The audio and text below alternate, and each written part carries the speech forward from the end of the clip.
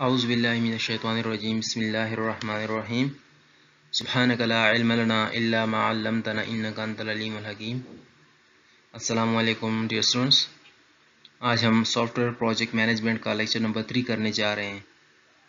तो शुरू करते हैं। सॉफ्टवेयर प्रोजेक्ट मैनेजमेंट के अंदर जो हमने पिछले लेक्चर में पढ़ा था कि जो 4 पीज़ हैं, जिनमें पीपल है, प्रोडक्ट है, प्रोसेस है और प्रोजेक्ट है। तो जो सारी सॉफ्टवेयर प्रोजेक्ट मैनेजमेंट है वो इन 4 पीज़ के गिर्द घूमती हैं। आज हम उनमें से जो दूसरा पी रहता था, पीपल जो था वो हमने कवर किया हुआ था और अब हम प्रोडक्ट करने जा रहे हैं। तो product management is vital for project management. Product का जो मैनेजमेंट होता है वो भी प्रोजेक्ट की मैनेजमेंट के लिए बहुत ज़्यादा अहमियत का हामी होता है। At the beginning of the project we have a dilemma. जब भी हम प्रोजेक्ट शुरू करते हैं तो हमारे पास एक डायलेमा होता है। तो डायलेमा का मतलब है कि जो हमारे पास ऐसे मसले होते हैं कि एक मसले को अगर हम हल करने जाते हैं तो दूसरा मसला जो है ना वो बिगड़ता है। We need quantitative estimates and solid planning. एक तरफ तो हमें जो है क्वान्टिटेटिव प्लानिंग या क्वान्टिटेटिव एस्टिमेट और प्लानिंग की ज़रूरत होती है, रिजिड प्लानिंग की ज़रूरत होती है। ये आप देख सकते हैं और वो हम कर रहे होते हैं। But we know little about the product, लेकिन हमें प्रोडक्ट के बारे में इतना मालूम नहीं होता। अब मसला ये होता है कि जो हम प्लानिंग कर रहे होते हैं उसके अंदर जो एस्टिमेशन है या शेड्यूलिंग हम जो कर रहे होते हैं वो तो हमें स्पेसिफिकेशंस के ऊपर करने हैं। अब स्पेसिफिकेशन के लिए ये चाहिए कि हमारा जो प्रोडक्ट हो, जो हम बनाने जा रहे हैं, हम प्रोडक्ट का मतलब वो है कि जो सॉफ्टवेयर हम बनाने जा रहे हैं वो पर्टिकुलर प्रोडक्ट।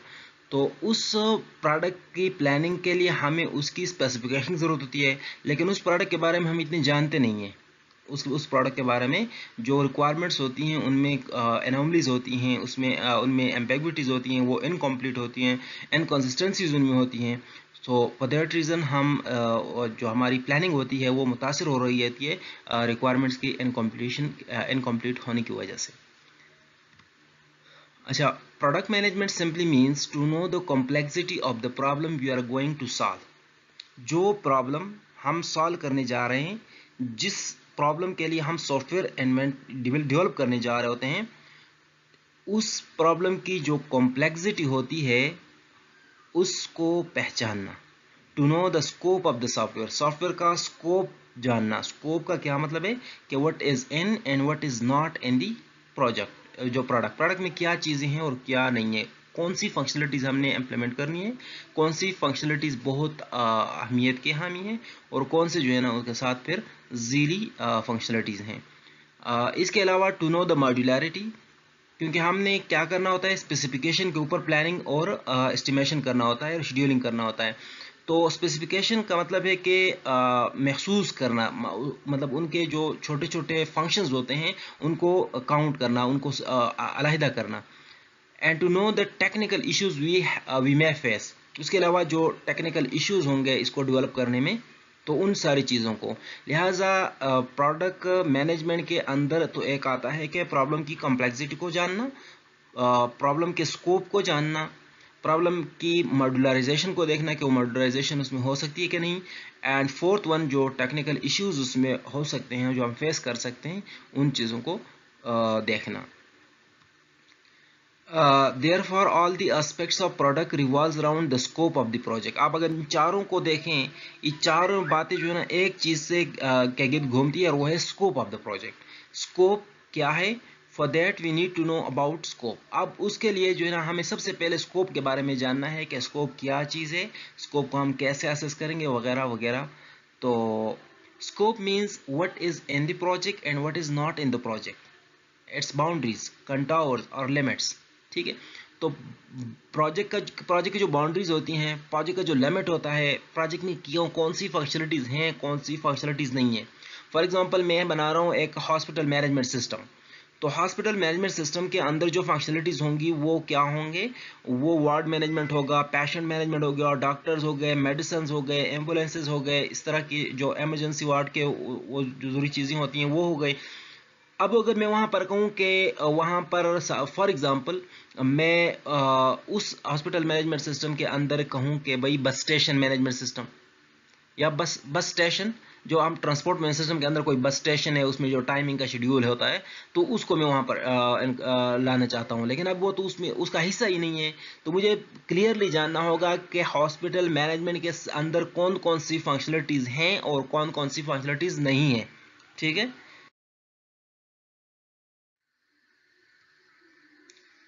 अच्छा, answering the following 3 questions helps us understand the scope.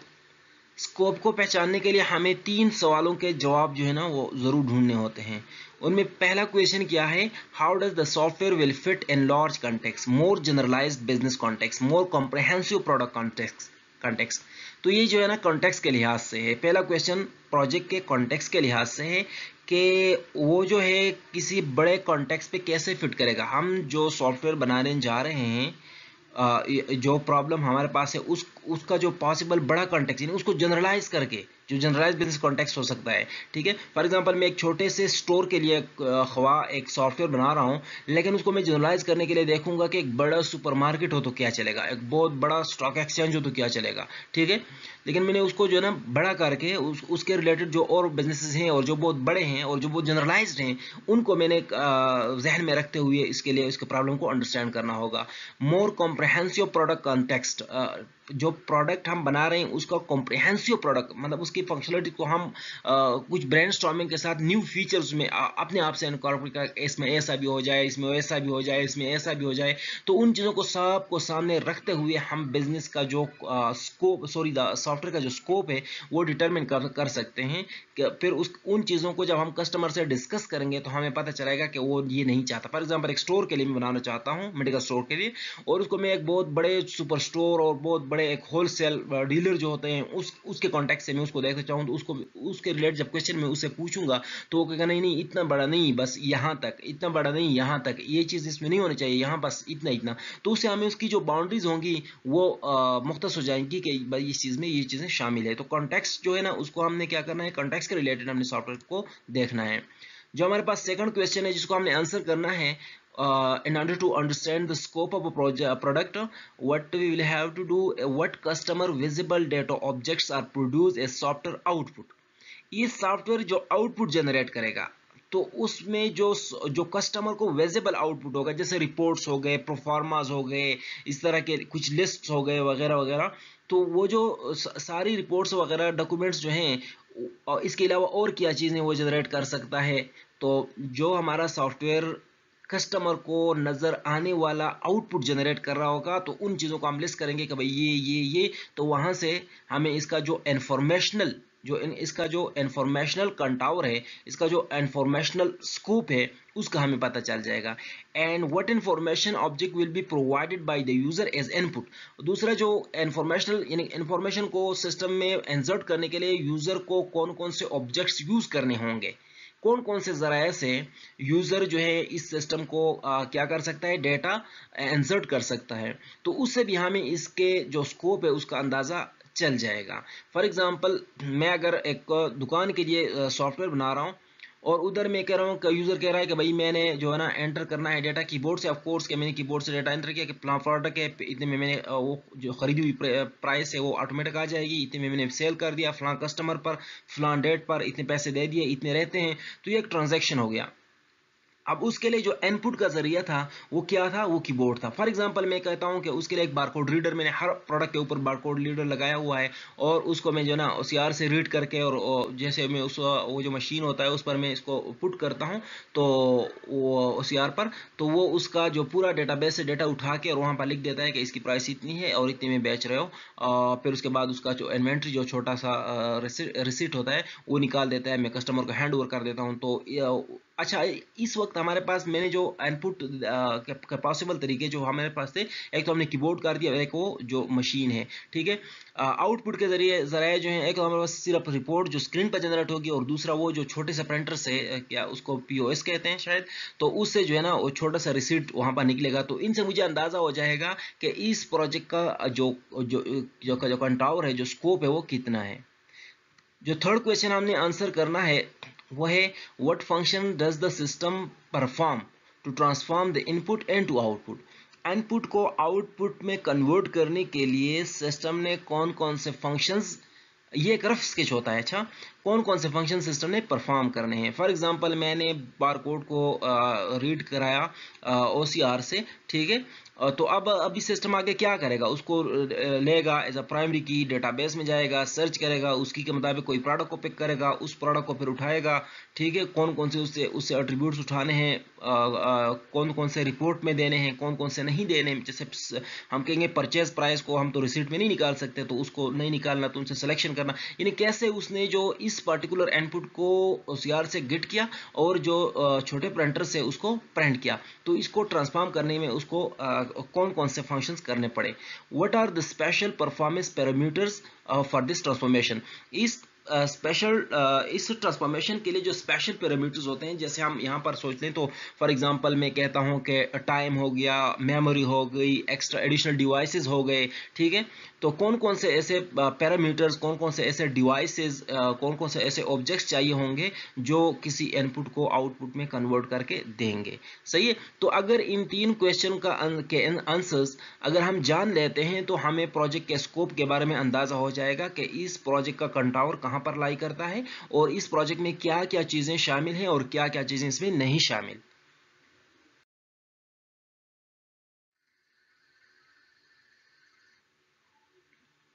अच्छा, software project scope must be unambiguously known and quantitative measure be used to assess it। अब जब सॉफ्टवेयर के प्रोजेक्ट के स्कोप, क्योंकि हमने कहा कि प्रोडक्ट मैनेजमेंट जो प्राइमरी कंसर्न करती है वो सॉफ्टवेयर के स्कोप के ऊपर करती है, लिहाजा स्कोप सबसे पहले अनएम्बिगुअसली, बहुत ज़्यादा क्लियरली, टैसिटली जो है ना उसको हमने क्या करना होगा, अंडरस्टैंड करना होगा कि क्या है, और उसको क्वांटिटेटिव मेजर से असेस करना होगा कि कितना % कंप्लीट है, कौन सी एक्टिविटी, कौन सी पार्टिकुलर रिक्वायरमेंट का जो वो फंक्शन है वो कितना % हम उसको क्लियर कर चुके हैं, कॉन्फ्लिक्ट्स आते हैं नहीं आते। कॉन्फ्लिक्ट्स का ये मतलब है कि फॉर एग्जांपल 2 यूजर्स हैं, दो कस्टमर्स हैं या कस्टमर स्टेक होल्डर्स हैं जो रिक्वायरमेंट जनरेट करते हैं। एक रिक्वायरमेंट के ऊपर एक तरह की बात कर रहा है, दूसरा दूसरी तरह की बात कर रहा है। हम कह रहे थे कि इन दोनों की रिक्वायरमेंट्स क्या कॉन्फ्लिक्ट्स हैं, तो उन कॉन्फ्लिक्ट्स को कैसे हम कर सकते हैं, रिजॉल्व कर सकते हैं। ये बाकी जो आपने पढ़ा होगा सॉफ्टवेयर इंजीनियरिंग के अंदर के रिक्वायरमेंट इंजीनियरिंग में आपने किस तरह के कॉन्फ्लिक्ट्स जो है उनको रिजॉल्व करने हैं। Problem decomposition is a strategy to be used for better understanding the scope of the project। अच्छा, स्कोप, प्रोजेक्ट के स्कोप को अंडरस्टैंड करने के लिए हमने जो स्ट्रेटेजी यूज करनी है वो है डिवाइड एंड कनकर, या जो उस प्रॉब्लम को डिकम्पोज करना, उसको छोटे छोटे पार्ट्स में डिवाइड करना, उसको मॉड्यूलराइज करना, ठीक है। द डिकम्पोजिशन में इधर be done according to the functionalities the system provides और the process through which the functionalities are implemented। सही है, ये जो डिकम्पोजिशन हम करते हैं इस प्रोजेक्ट को जो हिस्सों में बांटते हैं, तो किस चीज के बेस पर हम उसको बांटेंगे, हम उसको या तो सिस्टम की फंक्शनलिटीज के ऊपर बांटते हैं कि कौन कौन से काम, बस काम से हम उसको, फॉर एग्जांपल उसको वो रिपोर्ट जनरेट कर रहा है, वो मैसेज सेंड कर रहा है, वो अलर्ट दे रहा है, फॉर एग्जांपल वो एक रिसीट जनरेट कर रहा है, वगैरह वगैरह, ये सारी चीजें जो है ना ये फंक्शंस हैं। इन फंक्शन की बेस पर हमने डिवाइड करना है कि फंक्शन 1 ये काम, फंक्शन 2 ये काम, फंक्शन 3 ये काम, फिर उसके बाद फंक्शन 1 ये काम करता है, ये इनपुट लेगा, ये आउटपुट देगा, फंक्शन 2 ये काम करता है, ये इनपुट लेगा, ये आउटपुट देगा, ठीक है। तो इस तरह का एक पूरा जो लिस्ट है वो हम बना लेते हैं। एक तो हम उसके फंक्शन के लिहाज से डिकम्पोज करते हैं, दूसरा जो हम करते हैं the process through which the functionalities are implemented. अब डेफिनेटली सॉफ्टवेयर डेवलपमेंट हम एक प्रोसेस की थी करते हैं, जैसे हम वाटरफॉल मॉडल हमने फॉलो किया, यूनिफाइड मॉडल फॉलो किया, कोई भी मॉडल जब हम फॉलो करते हैं तो उसको हम प्रोसेस कहते हैं, सॉफ्टवेयर प्रोसेस। उस सॉफ्टवेयर प्रोसेस मॉडल के अंदर जो एक्टिविटीज होती हैं उनके बेस पर भी हम डिवाइड कर सकते हैं कि एक प्रॉब्लम को हम प्रोसेस के लिहाज से डिवाइड कर लेते हैं कि इस प्रॉब्लम को सॉल्व करने के लिए कौन कौन से स्टेप्स हम लेंगे, ठीक है। तो उन स्टेप्स को, जैसे एल्गोरिथम में हम क्या करते हैं, एक प्रॉब्लम को सॉल्व करने के लिए छोटे छोटे स्टेप्स लिख देते हैं, तो वो भी हम बेसिकली प्रॉब्लम को स्टेप्स में डिवाइड कर लेते हैं या उनको जो डिकम्पोजिशन उसकी कर लेते हैं। लेकिन वहां पर जो हम डिकम्पोजिशन करते हैं वो प्रोसेस के लिहाज से करते हैं कि कैसे करेगा, ठीक है, क्या क्या करेगा, वो हमारे पास है decomposition with respect to functionalities, और कैसे करेगा उसको हम कहते हैं decomposition with respect to functionalities implemented, ठीक है, the functionality that are being implemented. तो अगर हम डिकम्पोजिशन इन दोनों तरीकों से कर लेते हैं तो ये हमारे पास प्रोजेक्ट के स्कोप को अंडरस्टैंड करने में मदद देगा। The decomposition not only helps to understand the software project, but the smaller action help to frame a robust plan as a better estimation. अच्छा, डिकम्पोजिशन से ये सिर्फ हम नहीं कि प्रोजेक्ट के स्कोप को हम अच्छी तरह से अंडरस्टैंड कर लेते हैं, उसके साथ साथ ये तो कर लेते हैं, लेकिन उसके साथ एक दूसरा भी हमारे पास सॉफ्टवेयर के स्पेसिफिकेशन हासिल हो जाते हैं। सॉफ्टवेयर के स्पेसिफिकेशंस जब हमें हासिल हो जाते हैं तो उसकी बेस पर प्लानिंग, शेड्यूलिंग और एस्टिमेशन जो है वो बहुत अच्छी तरीके से कर लेते हैं। मतलब ये हुआ कि डिकम्पोजिशन का जो फायदे हैं, एक तो ये फायदा है कि हम प्रॉब्लम के स्कोप को, प्रोडक्ट के स्कोप को अंडरस्टैंड कर लेते हैं। दूसरा ये है कि चूंकि हमने तो डिकम्पोजिशन की होगी तो वो जो हमारे पास डॉक्यूमेंट्स होगा जिसमें हमने डिकम्पोजिशन की होगी उसको हम यूज़ करके स्पेसिफिकेशंस निकाल लेते हैं। प्रॉब्लम स्पेसिफिकेशन जब निकाल लेते हैं तो उनसे फिर हम एस्टिमेशन भी कर लेते हैं, उससे फिर हम शेड्यूलिंग भी कर लेते हैं और उनको फिर ट्रैक करना भी आसान होता है उस शेड्यूल को, ठीक है। तो ये सारी चीजें जो हैं डिकम्पोजिशन से रिलेटेड हैं। प्रोडक्ट हमारे पास खत्म हो गया, नेक्स्ट हमारे पास है प्रोसेस। सॉफ्टवेयर प्रोजेक्ट मैनेजमेंट में जो प्रोसेस है वो थर्ड नंबर पे है। प्रोसेस का क्या मतलब है, हमने जैसे आपको मैंने बताया कि जब भी हम किसी सॉफ्टवेयर को डेवलप करते हैं तो कोई पर्टिकुलर प्रोसेस मॉडल सेलेक्ट करते हैं। जैसे वाटरफॉल मॉडल हो गया, इंक्रीमेंटल मॉडल हो गया, स्पाइरल मॉडल हो गया, प्रोटोटाइप मॉडल हो गया, ठीक है, कई सारे यूनिफाइड मॉडल्स, बहुत सारे मॉडल्स आपने सॉफ्टवेयर इंजीनियरिंग में पढ़े होंगे। तो उनमें से हमने किसी मॉडल को सिलेक्ट करना है, किसी प्रोसेस मॉडल को सिलेक्ट करना है। अब every software development has some common activities called generic framework activities. अब चाहे जितने भी सॉफ्टवेयर प्रोजेक्ट्स हैं उनमें कुछ काम जो होते हैं वो कॉमन होते हैं, कई काम जरूर करने होते हैं। तो उन कामों में एक है communication, planning, modelling, construction and deployment. जो 5 जेनेरिक फ्रेमवर्क एक्टिविटीज जिन्हें हम कहते हैं कि हर प्रोजेक्ट में ये एक्टिविटीज तो जरूर होनी चाहिए। कम्युनिकेशन के दौरान हम रिक्वायरमेंट्स गैदर करते हैं कस्टमर से। प्लानिंग के में हम जो है ना शेड्यूलिंग करते हैं, उसके मतलब टाइम टेबल बनाते हैं, उसका एस्टिमेट लगाते हैं कि कितना खर्चा आएगा, रिसोर्सेज का, टाइम का, लोगों का, पैसों का। तो उनसे हम एक क्या लगा एस्टिमेशन निकालें, फिर उसको ट्रैक करते हैं कि शेड्यूल हमने जो बनाया होता है उसके मुताबिक एक्टिविटीज़ को ट्रैक करना, लोगों को ट्रेन करना, उन चीज़ों पर लगाना, ठीक है। मॉडलिंग के अंदर फिर हमने ये जो टेक्सचुअल डॉक्यूमेंट होता है उसको कन्वर्ट करते हैं डायग्रामेटिकल फॉर्म में। वो डायग्राम स्टैंडर्ड तहत बनाए जाते हैं ताकि उनको फिर हम लेटर ऑन कंस्ट्रक्शन में क्या कर सकें, उनकी कोडिंग आसानी से कर सकें। सिमिलरली कंस्ट्रक्शन है जहां पर हम एक्चुअल कोडिंग करते हैं, और डिप्लॉयमेंट में हम जब प्रोडक्ट को टेस्ट करते हैं और कॉन्फ़िगरेशन उसकी करते हैं और कस्टमर को हैंड ओवर करते हैं। तो ये 5 जो जेनेरिक फ्रेमवर्क एक्टिविटीज हैं किसी भी सॉफ्टवेयर प्रोजेक्ट में होंगे और किसी भी प्रोसेस मॉडल के का जो कोर है उस कोर में जरूर ये चीजें होंगी, ठीक है। The way these activities are interrelated and the way they will be perform is called process.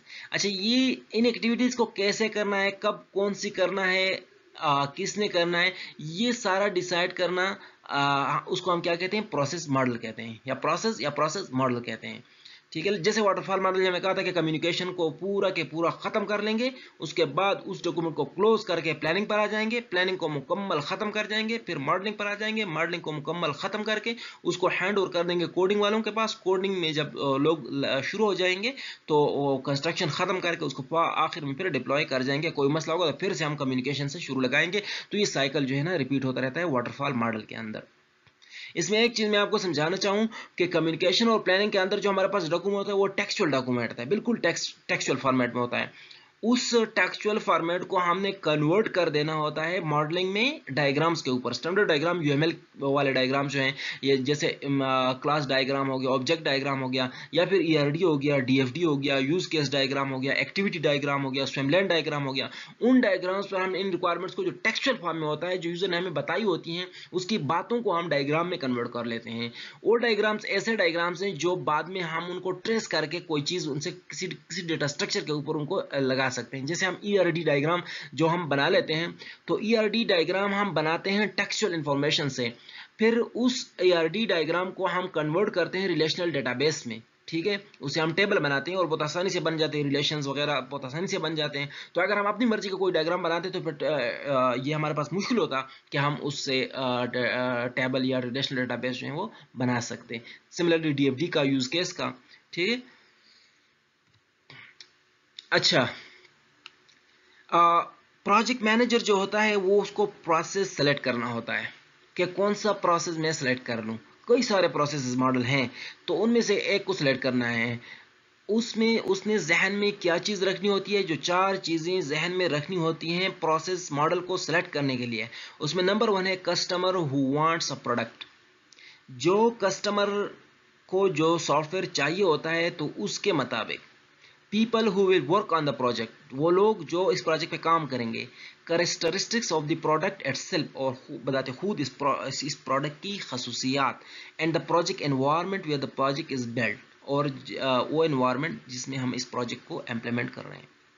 अच्छा, प्रोसेस सेलेक्ट करने के लिए इनका क्या रोल है, क्योंकि customer who wants a product, इसके बारे में हमने ज़रूर ये कि हम उसने बनाना क्या है, उसको कब चाहिए होगा, उसको ये जो प्रोजेक्ट है ये कब चाहिए होगा, कितने पैसों में चाहिए होगा, कितने देर के लिए कॉन्ट्रैक्ट होगा, मेंटेनेंस का और कॉन्ट्रैक्ट कितने वक्त तक होगा, वगैरह वगैरह। तो ये सारी चीज़ें। सेकंड पर people who will work on the project, जो हमारे पास टीम होगी, जो हमारे पास एक्सपर्ट होंगे, स्किल पीपल होंगे, उन पीपल का अगर हम नहीं जानते तो उन पर अच्छी तरह जान लेते हैं तो हम प्रोसेस के बारे में सिलेक्शन कर सकते हैं। फॉर एग्जांपल मैं एक प्रोसेस सेलेक्ट करता हूँ, से फॉर एग्जांपल मैं रेड मॉडल सेलेक्ट करता हूँ, लेकिन मुझे पता है कि मेरे पास जो लोग हैं उन लोगों में मतलब ऑलराउंडर नहीं है। ऐसे नहीं है कि वो मॉडलिंग भी कर सकते हैं, जो कोडिंग भी कर सकते हैं, टेस्टिंग भी कर सकते हैं, रिक्वायरमेंट एनालिसिस भी कर सकते हैं। ये सारे काम हर एक बंदा नहीं कर सकता, तो तब मैंने रेट पर कंप्रोमाइज़ करके कोई दूसरा प्रोसेस मॉडल सेलेक्ट करना है। सिमिलरली प्रोडक्ट की करेक्टरिस्टिक से भी हमें अंदाज़ा हो जाता है कि कौन सा प्रोसेस सेलेक्ट कर लें। जैसे हम फॉर एग्जांपल एक छोटा सा डेस्कटॉप सॉफ्टवेयर है जो हम मिल के भी एक उसके लिए जो स्पेसिफिकेशन है, जो रिक्वायरमेंट्स हैं वो बहुत क्लियर कट डिफाइंड है, तो उनको हम बहुत जल्दी डिलीवर कर सकते हैं और वाटरफॉल मॉडल को फॉलो करते हुए डिलीवर कर सकते हैं, कम कॉस्ट में भी कर सकते हैं। लिहाजा मॉडल सिलेक्शन जो है ना, इन 4 पैरामीटर्स को देख के किया जाता है जो प्रोजेक्ट मैनेजर मॉडल सेलेक्ट करता है। अच्छा, अभी हमारे पास सामने जो सॉफ्टवेयर की जनरल प्रोडक्टिविटी में प्लानिंग हमारे पास क्या है, एक एक्टिविटी है। यहाँ पर देख सकते हैं कि प्लानिंग हमारे पास एक्टिविटी है। तो ये प्लानिंग बेसिकली जो है प्रोडक्ट और प्रोसेस मैनेजमेंट का नाम है। प्रोसेस और प्रोडक्ट मैनेजमेंट को अगर हम कंबाइन कर लेते हैं, मेल्ट कर लेते हैं, तो उसको फिर हम क्या कहेंगे, ये एग्जैक्टली प्लानिंग के इक्वल होते हैं, ठीक है।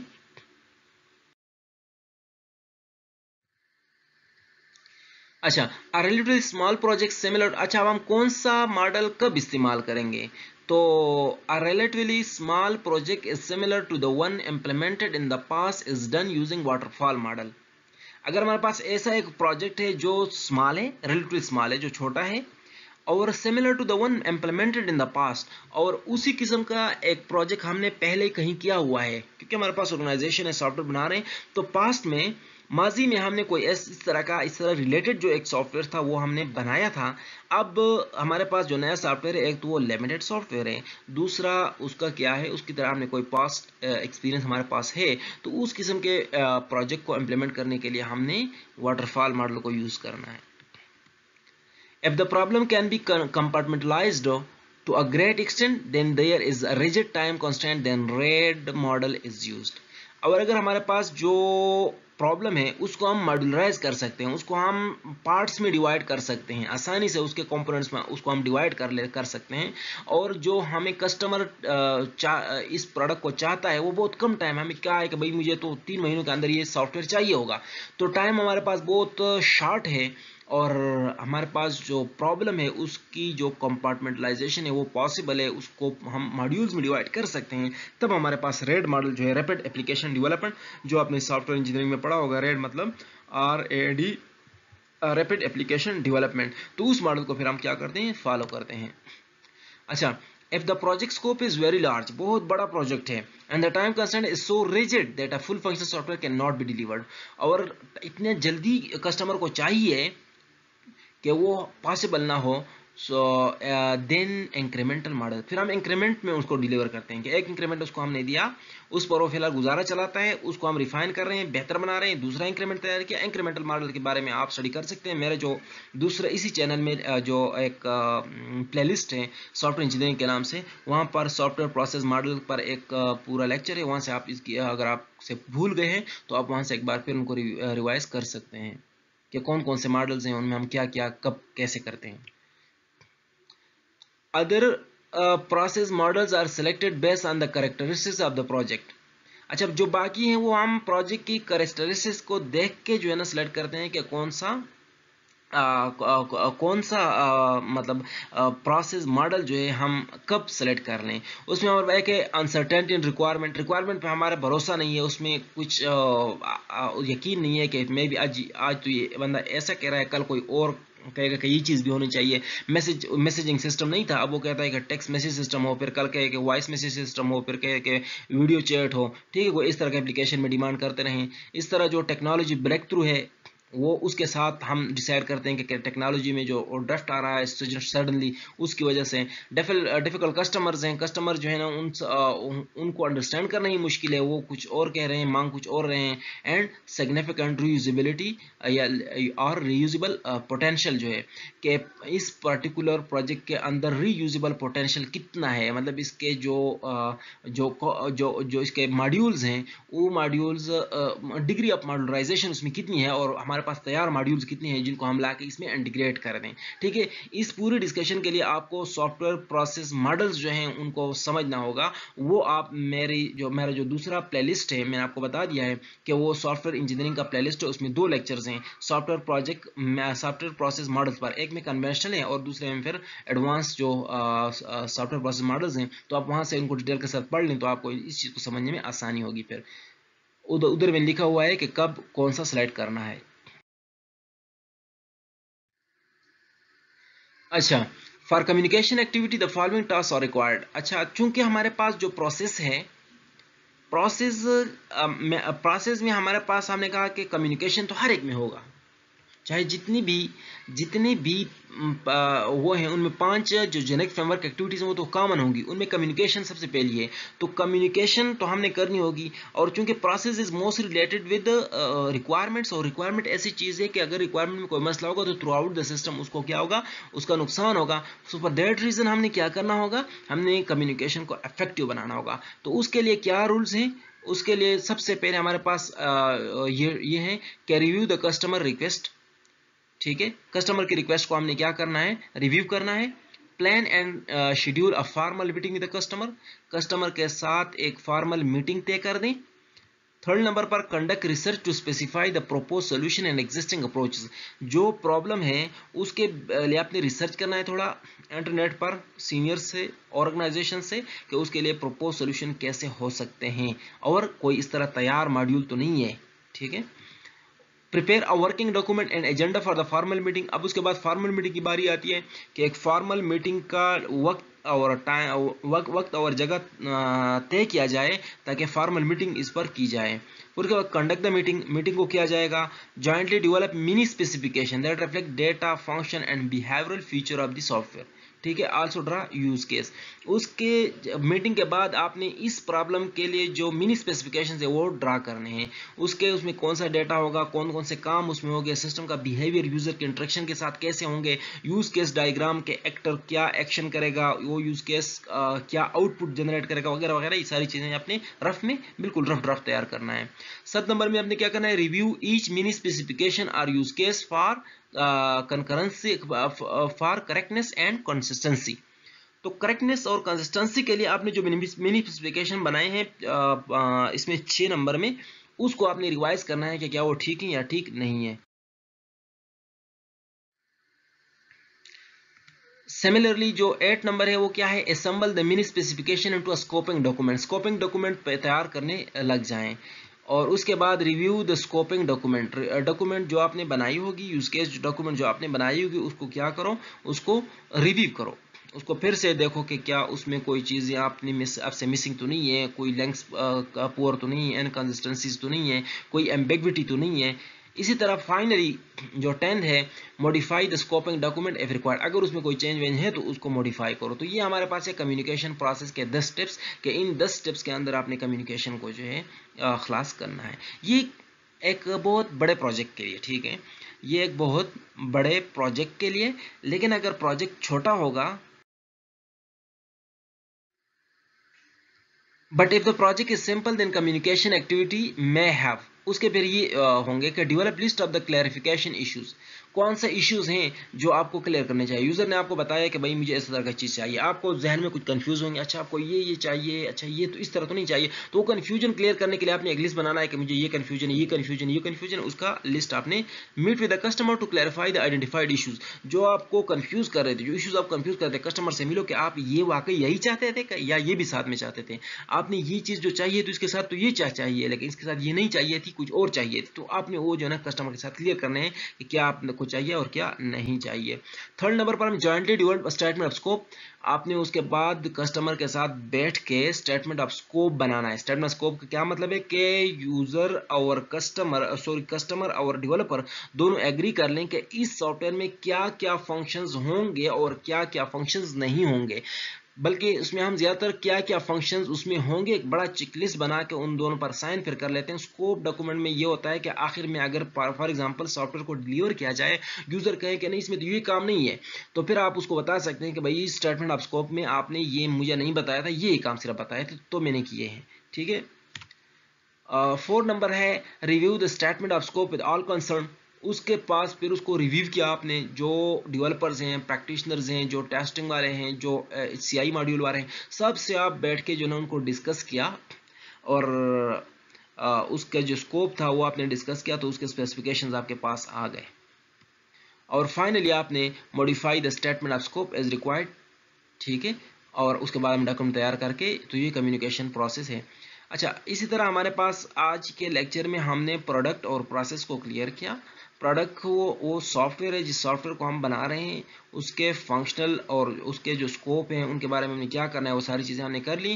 प्रोसेस हमने कौन सा सेलेक्ट करना है, प्रोसेस है क्या चीज़, कौन सा सेलेक्ट करना है, और हर प्रोसेस के लिए जो जेनरिक फ्रेमवर्क एक्टिविटीज़ है उनके बारे में डिस्कस किया। फिर हर प्रोसेस चूँकि कम्युनिकेशन स्टार्ट होती है तो कम्युनिकेशन के लिए हमने एक स्टेप बाय स्टेप तरीका भी बता दिया कि इन तरीकों को फॉलो करके हम एक प्रोजेक्ट के कम्युनिकेशन को अच्छी तरह से मैनेज कर सकते हैं। Thank you so much. बाकी जो ये तो उसमें एक प्रोडक्ट रहता है, अब प्रोजेक्ट रहता है, तो उसको हम अगली वीडियो में कर लेते हैं। Thank you so much. खुदा हाफिज़।